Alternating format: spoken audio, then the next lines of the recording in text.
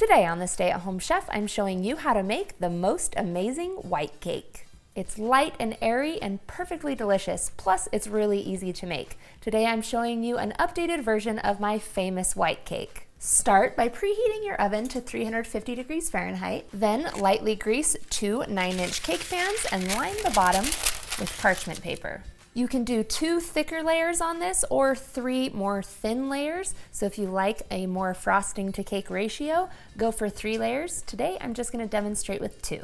For the cake batter, you'll need 1 cup of softened butter, and we're going to cream that together with 1.5 cups of granulated sugar. Use a hand mixer to beat this together for about 2 minutes. You want to keep mixing until it's well combined and it turns into almost like a sugar butter paste consistency.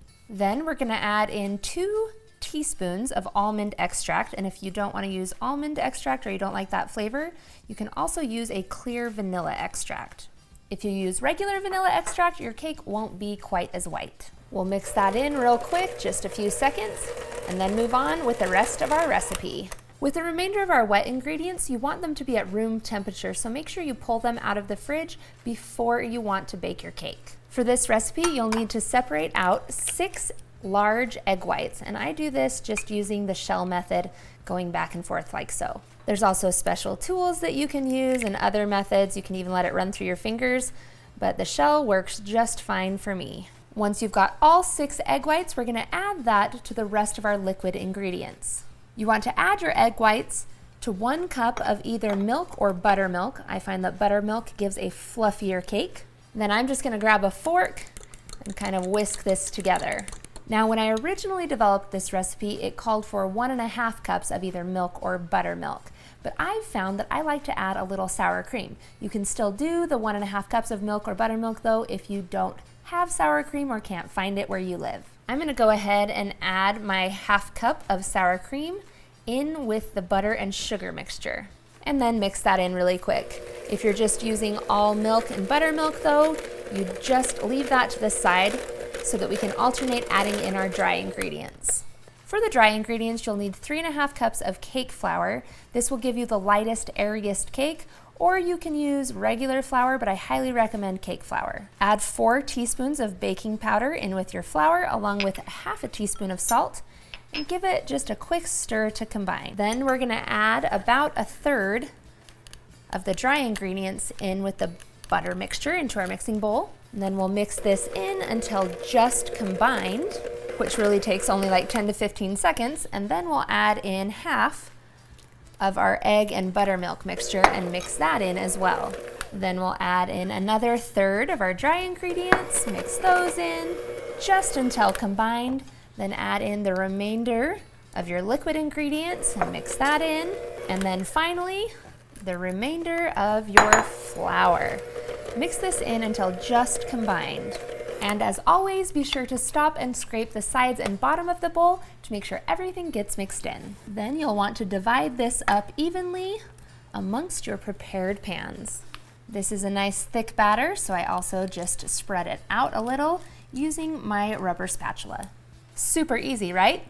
Next, we're going to bake these in our preheated 350 degree oven for 25 to 30 minutes. While your cakes are baking, it's the perfect time to make your frosting, and really you can use any frosting you'd like on your white cake. Today I'm going to demonstrate a simple buttercream, but if you want a really, really white frosting, the most white frosting I know of is 7-minute frosting, which takes about 7 to 10 minutes to make, so it's easy too. For a simple buttercream, you'll need 1.5 cups of softened butter, and to that we're going to add 2 teaspoons of almond extract, or once again, you can also use clear vanilla extract. Then I'm going to use my hand mixer to whip this together until it's light and fluffy. I like to give it a good 2 to 3 minutes of beating on a medium to high speed to whip in as much air as possible. Then you can start adding in your powdered sugar. I use about 4 cups total, but I start with just 1/2 cup at a time. After the first cup of powdered sugar is mixed in, I add in a tablespoon of milk to kind of thin things out before I continue to add in my powdered sugar, 1/2 cup at a time.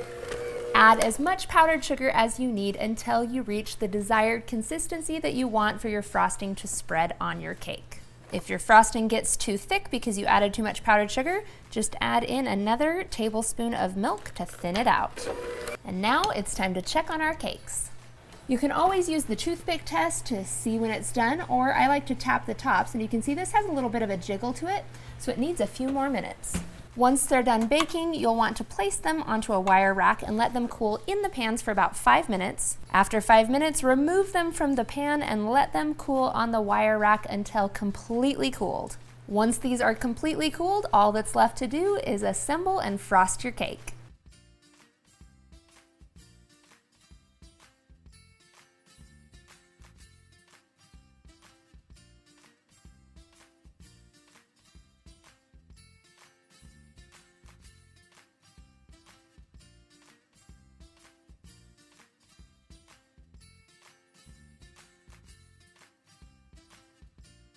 You are ready to slice and serve.